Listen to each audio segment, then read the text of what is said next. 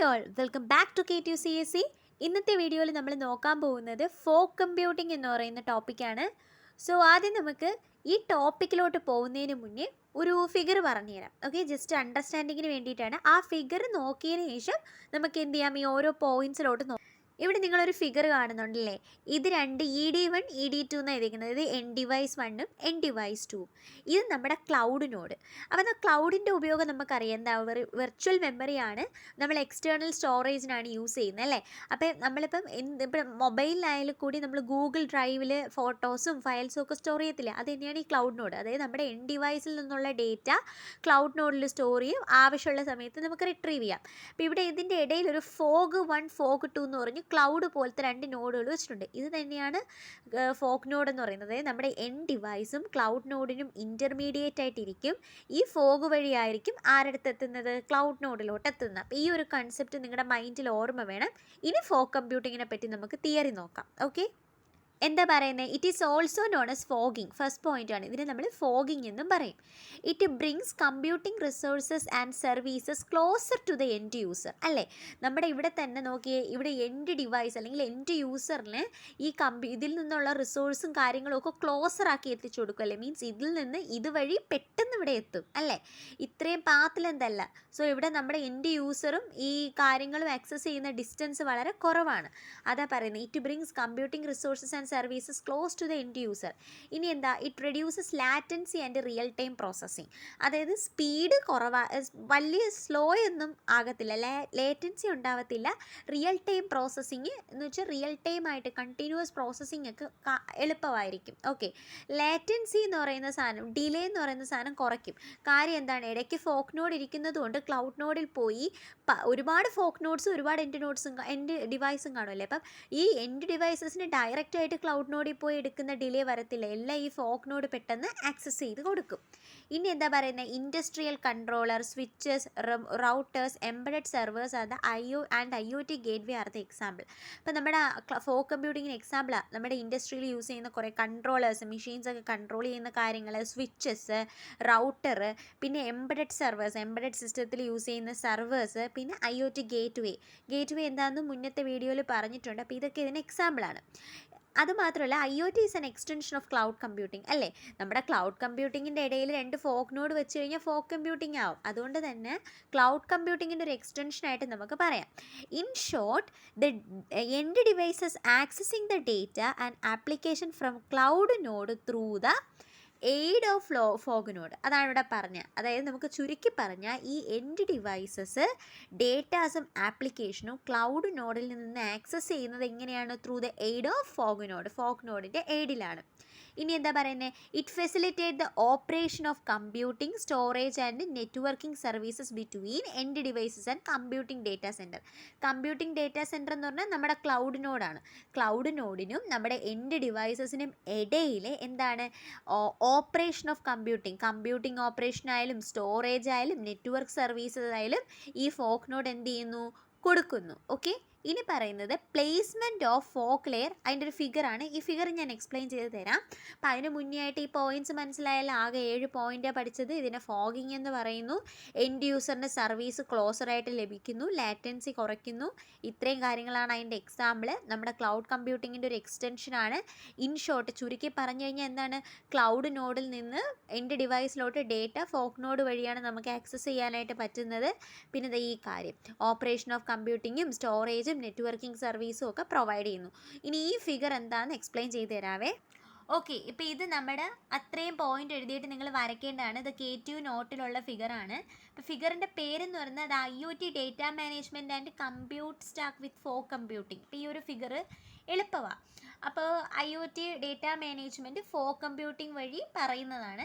അപ്പോൾ ഇവിടെ നോക്കിക്കേ, എന്താ മുകളിൽ എഴുതിയിരിക്കുന്നത്, ഡേറ്റാ സെൻറ്റർ ഓർ ക്ലൗഡ്. ഇതാണ് നമ്മുടെ ക്ലൗഡ് അല്ലേ. അപ്പോൾ ക്ലൗഡിൻ്റെ അകത്ത് എന്താ, ഒരുപാട് ക്ലൗഡ് സെർവേഴ്സ് കൊടുത്തിട്ടുണ്ട്. അപ്പോൾ ഡേറ്റാ സെൻറ്ററും ക്ലൗഡ്, 100 ഓഫ് ഡേറ്റാ സെൻറ്റേഴ്സും ക്ലൗഡ്സും ഉണ്ട്.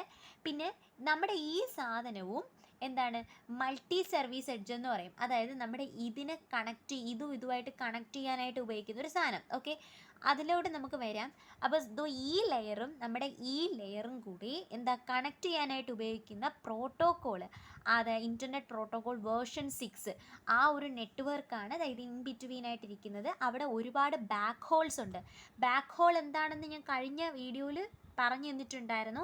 വേറൊന്നുമല്ല, ബാക്ക് ഹോൾ എന്ന് പറഞ്ഞാൽ സപ്പോസ് ഇതൊരു ഡിവൈസും ഇത് വേറൊരു ഡിവൈസും ആണെന്ന് വിചാരിക്കാം. ഓക്കെ, അപ്പോൾ ഈ ഡിവൈസിൽ നിന്ന് കുറച്ച് ഡേറ്റാസ് ഈ ഡിവൈസിലോട്ട് എന്ത് ചെയ്യണം, അയക്കണം. അന്നേരം ഈ ഡിവൈസ് എന്ത് ചെയ്യുന്നു, ഫസ്റ്റ് ഒരു ഗേറ്റ് വേയുടെ അകത്ത് അയക്കേണ്ട ഡേറ്റാസ് സ്റ്റോർ ചെയ്യും. എന്നിട്ട് ഗേറ്റ് വേയിൽ നിന്നായിരിക്കും നമ്മുടെ ഈ ഡിവൈസിലോട്ട് പോകുന്നത്. അപ്പോൾ ഗേറ്റ് വേയിൽ നിന്ന് ഈ രണ്ടാമത്തെ ഡിവൈസിലോട്ട് കണക്ട് ചെയ്യാൻ ഉപയോഗിക്കുന്ന നെറ്റ്വർക്കാണ് ബാക്ക് ഹോൾ. അങ്ങനെ ഒരുപാട് ബാക്ക് ഹോൾസ് ഉണ്ട്. ആ നെറ്റ്വർക്കിനെ കണക്ട് ചെയ്തേക്കുന്ന പ്രോട്ടോക്കോളാണ് IPv6. പിന്നെ നിങ്ങൾ ഇത് നോക്കണേ. ഇത് നോക്കിയിട്ട് ഇത് പറഞ്ഞത്, ഇത് നമ്മുടെ സ്മാർട്ട് ഒബ്ജക്ട്സ് ആണ്. അറിയാലോ സ്മാർട്ട് ഒബ്ജക്ട്സ് എന്താണെന്ന്, നമ്മൾ IoTയിൽ കണക്ട് ചെയ്തേക്കുന്നത്. അങ്ങനെ എന്താണ്, millions of embedded system and sensors, low power low bandwidth എന്നാണ് എഴുതിയിരിക്കുന്നത്. ഓക്കെ, അതായത് ഒരുപാട് എംബഡഡ് സിസ്റ്റം ഉണ്ട്. എംബഡഡ് സിസ്റ്റം എന്താണെന്ന് അറിയാലോ, സോഫ്റ്റ്വെയറും ഹാർഡ്വെയറും കൂടെ ഒന്നിച്ച് കോപ്പറേറ്റ് ചെയ്തേക്കുന്ന സിസ്റ്റവും സെൻസേഴ്സും കാര്യങ്ങളും ഒക്കെ ഉണ്ട്. ഇനി എന്താ മൾട്ടി സർവീസ് എഡ്ജ് എന്ന് പറഞ്ഞാൽ ഈ ഡേറ്റ സെൻസ് ചെയ്യാനും ഡേറ്റ കൺട്രോൾ ചെയ്യാനും അതിൻ്റെ കോറിലേഷൻ, പരസ്പരമുള്ള റിലേഷൻസ് ഒക്കെ കളക്ട് ചെയ്യാനായിട്ട് ഉപയോഗിക്കുന്ന കുറച്ച് എഡ്ജസ് ആണ്. മീൻസ് ഒരു ഫോഗ് ലെയർ ഇവിടെ ആയിരിക്കും നമ്മുടെ ഫോഗ് നോഡ് ഇരിക്കുന്നത്. അപ്പോൾ ഈ ഫോഗ് നോഡാണ് നമ്മൾ എന്ത് ചെയ്യുന്നത്, ഇങ്ങോട്ടേക്ക് കണക്ട് ചെയ്യുന്നത്. ഒന്നുമില്ല, നമ്മുടെ സ്മാർട്ട് ഒബ്ജക്റ്റ്, അതായത് end device, in between fog node, പിന്നെ നമ്മുടെ ക്ലൗഡ്, ഇത് കണക്ട് ചെയ്യുന്നതാണ് കോർ IPv6 നെറ്റ്വർക്ക്. ഒന്നുമില്ല കേട്ടോ. പിന്നെ എന്ന് പറഞ്ഞാൽ ട്രാൻസാക്ഷണൽ റെസ്പോൺസ് ടൈം. മീൻസ് നമ്മുടെ ക്ലൗഡിൽ നിന്ന് ഓരോ കാര്യങ്ങളെ ആക്സസ് ചെയ്യുന്ന ആ ഒരു ടൈം ഇലാപ്സ് ആണ് കാണിക്കുന്നത്. സോ ഈ ഫിഗർ ക്ലിയർ അല്ലേ, എളുപ്പമല്ലേ? ഇനി നമുക്ക് ബാക്കി നോക്കാം. ഇനി നമ്മുടെ ഫോഗ് കമ്പ്യൂട്ടിങ്ങിൻ്റെ കുറച്ച് ക്യാരക്ടറിസ്റ്റിക്സ് ആണേ. അപ്പോഴത്തേനും നമുക്ക് 5 ക്യാരക്ടറിസ്റ്റിക്സ് എഴുതാനുണ്ട്. ഒന്നാമത്തേത് contextual location awareness and low latency. അതായത് ഇപ്പം നമ്മുടെ ഇൻ ബിറ്റ്വീൻ നമ്മുടെ എൻഡ് ഡിവൈസും നമ്മുടെ ക്ലൗഡിനും ഇടയിൽ എന്തുണ്ട്, ഫോഗ് നോഡുണ്ട്. സോ ക്ലൗഡിൽ ഇരിക്കുന്ന ഓരോ ഡേറ്റയുടെയും കറക്റ്റ് ലൊക്കേഷൻ നമ്മുടെ ഫോഗ് നോഡിന് അറിയാം. അപ്പം അതുകൊണ്ട് തന്നെ the fog node site on close to the IoT end point as possible to deliver the distributed computing. അതുകൊണ്ട് തന്നെ നമ്മുടെ എൻഡ് ഡിവൈസ് എന്ത് റിക്വസ്റ്റ് അയക്കുന്നു, എന്ത് സാധനമാണോ വേണ്ടത്, ആ സാധനത്തിൻ്റെ കറക്റ്റ് ലൊക്കേഷൻ ക്ലൗഡിൽ പോയി ഫോഗ് നോഡ് എടുത്ത് ഒരു ഡിലേയും ഇല്ലാതെ കാര്യങ്ങൾ എത്തിക്കുന്നു. ഈ ഹെഡിങ് മനസ്സിലാക്കിയിട്ട് നമ്മുടെ ഓൺ വേർഡ്സിൽ ആൻസർ എഴുതാവുന്നേ ഉള്ളൂ. ഇനി ജോഗ്രഫിക് ഡിസ്ട്രിബ്യൂഷൻ, അതായത്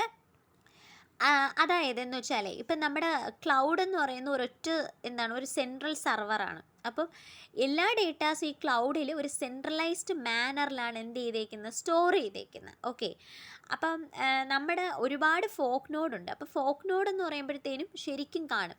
അപ്പം നമ്മുടെ ഡിസ്ട്രിബ്യൂട്ടഡ് കമ്പ്യൂട്ടിംഗ് പഠിച്ച സമയത്ത് പറഞ്ഞില്ലേ, ഒരുപാട് കമ്പ്യൂട്ടേഴ്സ് കണക്ട് ചെയ്തിട്ടുണ്ട്. ഇവരെല്ലാം കൂടെ വർക്ക് ചെയ്യുമ്പോഴാണ് പ്രോപ്പർ വർക്കിംഗ് ആവുന്നത്. അത് തന്നെയാണ്. അപ്പം ഒരുപാട് ഫോഗ് നോഡ്സ് ഉണ്ട്. ഒരു ഡിസ്ട്രിബ്യൂട്ടഡ് ഡിപ്ലോയ്മെൻറ്റ് പോലെ ഈ നമ്മുടെ ടാർഗറ്റ് ആയിട്ടുള്ള സെൻട്രലൈസ്ഡ് നോഡിൽ പോയി ഡേറ്റാസ് എടുക്കുന്നു. അതാണ് geographic distribution. In sharp contrast to the more centralized cloud, the service and application target by the fog node എന്താ ടാർഗറ്റ് ചെയ്തേക്കുന്ന സർവീസും ആപ്ലിക്കേഷനും എന്ത് ചെയ്യുന്നു, ഡിസ്ട്രിബ്യൂട്ടഡ് രീതിയിൽ ഡിപ്ലോയ് ചെയ്യുന്നു. അത്രയേ ഉള്ളൂ. ഇനി ഡിപ്ലോയ്മെൻറ്റ് നിയർ IoT എൻഡ് പോയിൻറ്റിൻ്റെ അടുത്ത് ഡിപ്ലോയ് ചെയ്യും. ഒന്ന് പറഞ്ഞാൽ ഒന്നുമില്ല, നമ്മുടെ ഫോഗ് നോഡും എൻഡ് ഡിവൈസും തമ്മിൽ കുറച്ച് അകലമല്ലേ ഉള്ളൂ. Fog nodes are typically deployed in the presence of large number of IoT end point. ഒരുപാട് IoT എൻഡ് പോയിൻറ്റിൻ്റെ പ്രസൻസിലായിരിക്കും എന്ത് ചെയ്യുന്നത്, ഫോഗ് നോഡ് ഡിപ്ലോയ് ചെയ്യുന്നത്. ഓക്കെ, ഇനി അടുത്ത പ്രോപ്പർട്ടി എന്ന് പറഞ്ഞാൽ wireless communication between the fog and the IoT end point. ഒന്നുമില്ല, നമ്മുടെ IoT എൻഡ് പോയിൻറ്റും ഫോഗും, അതായത് ഇത് നമ്മുടെ ക്ലൗഡ്, ഇത് നമ്മുടെ ഫോഗ്, ഇത് നമ്മുടെ എൻഡ് ഡിവൈസ്. അപ്പോൾ ഇവർ തമ്മിലൊരു വയർലെസ് കമ്മ്യൂണിക്കേഷൻ ആയിരിക്കും. Also it is possible to connect wired not. The advantage of fog are greatest when dealing with a large number of end points are wireless access. അതായത് ഇപ്പം ഒരുപാട് end points ഉണ്ടെങ്കിൽ എല്ലാത്തിനും കൂടെ വയർ കൊടുക്കാൻ പറ്റുമോ, ഇല്ല. അപ്പം അന്നേരം എന്താ ചെയ്യുന്നത്, വയർലെസ് ട്രാൻസാക്ഷൻസും നടത്തുന്നുണ്ട്. അതല്ലേ കുറച്ചുകൂടെ പോസിബിൾ ആയിട്ടുള്ള രീതി. ഇനി use of real time interaction, അതായത് important fog application involve real time interaction rather than batch processing.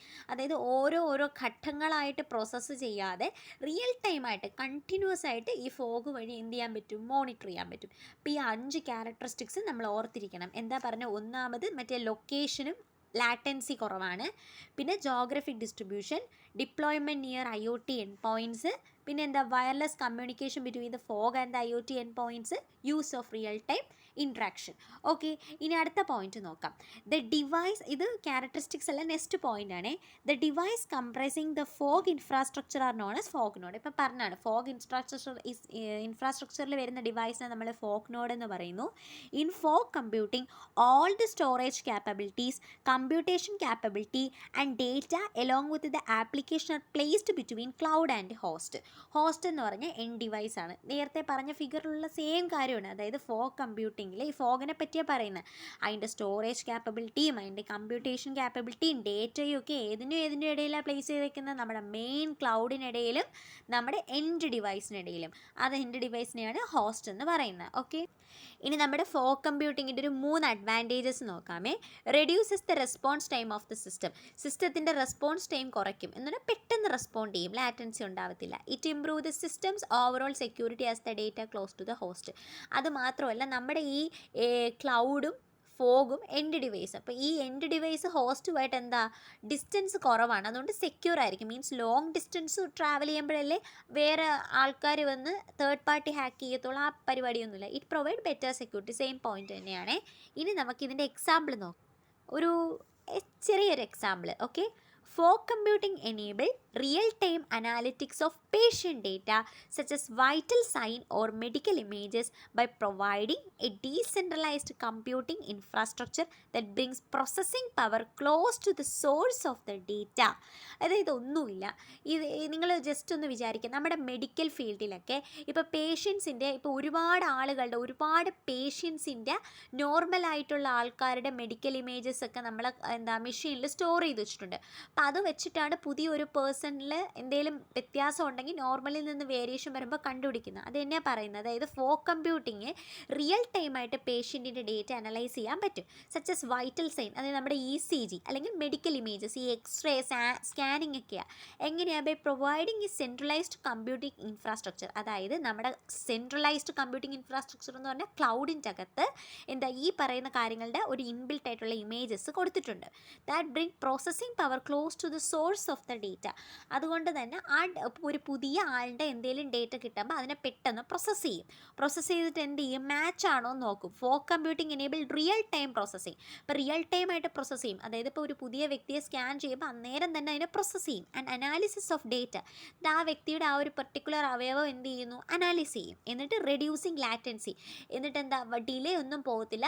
ഈ ഫോഗിനോട് എന്ത് ചെയ്യും, പെട്ടെന്ന് ക്ലൗഡിൽ പോയി നോക്കും നോർമലും ആയിട്ട് എന്തെങ്കിലും വ്യത്യാസം ഉണ്ടോ എന്ന്. വ്യത്യാസം ഉണ്ടെങ്കിൽ ഇല്ലെങ്കിൽ എന്ത് ചെയ്യും, അതനുസരിച്ച് റിസൾട്ട് കൊടുക്കും. And enable timely intervention.